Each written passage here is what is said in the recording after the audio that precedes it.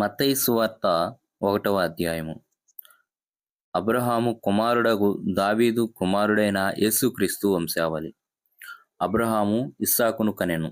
ఇస్సాకు యాకోబును కనెను. యాకోబు యూదాను అతని అన్నదమ్ములను కనెను. యూదా తామారునందు పేరెసును జెరాహును కనెను. పేరెసు ఎస్రోమును కనెను. ఎస్రోము ఆరామును కనెను. ఆరాము అమినాబాదును కనెను. అమినాబాదు నయస్సోనును కనెను. నయస్సోను సల్మానును కనెను. సల్మాను రహాబునందు బోయజును కనెను. బోయాజు రూతునందు ఉబేదాను కనెను. ఉబేదు యెషయిని కనెను. యెషయి రాజైన దావీదును కనెను. ఉరియా భార్యగా ఉండిన ఆమెయందు దావీదు సొలొమోనును కనెను. సొలొమోను రెహబామును కనెను. రెహబాము అబియాను కనెను. అబియా ఆసాను కనెను. ఆసా యెహోషాపాతును కనెను.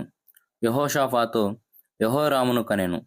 యెహోరాము ఉజ్జియాను కనెను. ఉజ్జియా యోతామును కనెను. యోతాము అహాజును కనెను. అహాజు హిజ్కియాను కనెను. హిజ్కియా మనష్షెను కనెను. మనష్షె ఆమోనును కనెను. ఆమోను యోషియాను కనెను.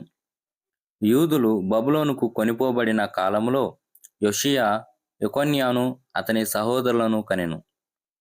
బబులోనుకు కొనిపోబడిన తరువాత యెకొన్యా షయల్తీయేలును కనెను. షయల్తీయేలు జెరుబ్బబేలును కనెను.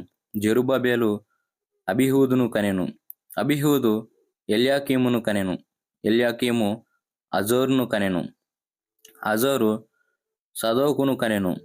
సాదోకు అకీమును కనెను. అకీము ఎలీహూదును కనెను. ఎలీహూదు ఎలియాజరును కనెను. ఎలియాజరు మత్తానును కనెను. మత్తాను యాకోబును కనెను. యాకోబు మరియా భర్త అయిన యోసేపును కనెను. ఆమెయందు క్రీస్తు అనబడిన యేసు పుట్టెను. ఇట్లు అబ్రహాము మొదలుకొని దావీదు వరకు తరములన్నీ 14 తరములు. దావీదు మొదలుకొని యూదులు బబులోనుకు కొనిపోబడిన కాలం వరకు 14 తరములు. బబులోనుకు కొనిపోబడినది మొదలుకొని క్రీస్తు వరకు 14 తరములు.